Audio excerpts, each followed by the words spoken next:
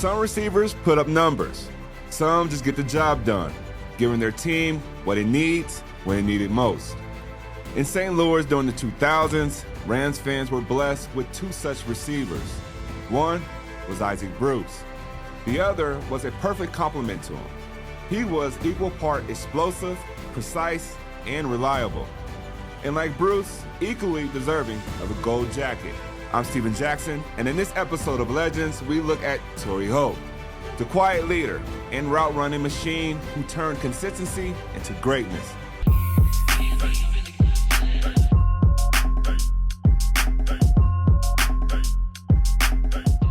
Torry Holt was born in Gibsonville, North Carolina. He earned a scholarship to North Carolina State University, where he became the best receiver in school history. He was the first Wolfpack receiver ever to top 1,000 receiving yards in a season, and he did it twice. In the 1999 NFL Draft, the St. Louis Rams made him the 6th pick overall. They didn't know it at the time, but the Rams, who finished 4-12 the year prior, had just found their final piece to their championship puzzle. In his first training camp, Torry spent a lot of time getting reps with the backup quarterback, Kurt Warner. When starter Trent Green went down and Warner was thrusted into the starting job, his chemistry with Torry carried over and paid dividends. With Holt running alongside Bruce, Marshall Faulk, and Azakim, and Warner throwing the ball to them, the greatest show on turf was born.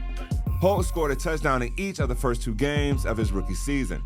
He finished the season with 52 catches for 788 yards and 6 touchdowns. He continued to excel in the postseason, hauling in at least 6 passes in each of the 3 games for the Rams. In Super Bowl 34, he made his mark.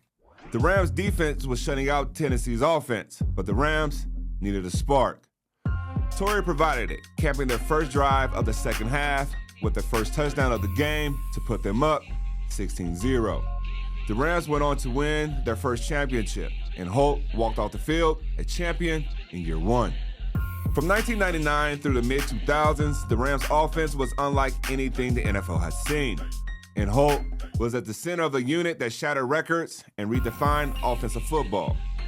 Torry wasn't just dominant for a season or 2.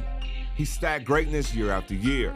From 2000 to 2005, he averaged nearly 100 catches, 1,400 yards a season, one of the best 6-year runs in NFL history. Even as defenses adjusted, Holt's precision and toughness made him unstoppable. He played through injuries that left his fingers permanently bent, but his hands remained among the surest in the NFL. As Isaac Bruce's role diminished, Holt stepped into the spotlight as the Rams' go-to wide receiver and leader. Around that same time, I arrived in St. Louis. Torry was one of those big brothers that would have me over and teach me how to watch film, how to see the defense in their zone reads, and where the vulnerability may come from, as well as the pressure. He carried himself with a quiet confidence. He set the standard for young teammates like myself, and he delivered no matter who was under the center. Torry remained a constant over an incredible 10-year career with the Rams. He and Isaac Bruce sit 1 and 2 in every major receiving mark in Rams history. Bruce is the Hall of Famer. Torry deserves to join him. After one more productive season in Jacksonville, Torry Holt retired with 920 receptions, 13,382 yards, and 74 touchdowns. It was one of the most outstanding stretches any receiver has ever had. A Super Bowl champion, a technician who turned precision into dominance. 8 straight 1,000-yard seasons, 7 Pro Bowls, 2 league receiving titles. He wasn't the loudest, he wasn't the flashiest, but he was steady, tough, and great year after year. He set a standard every receiver could follow, and his place in Canton should only be a matter of time. That's why Big Game Torry Holt is a legend.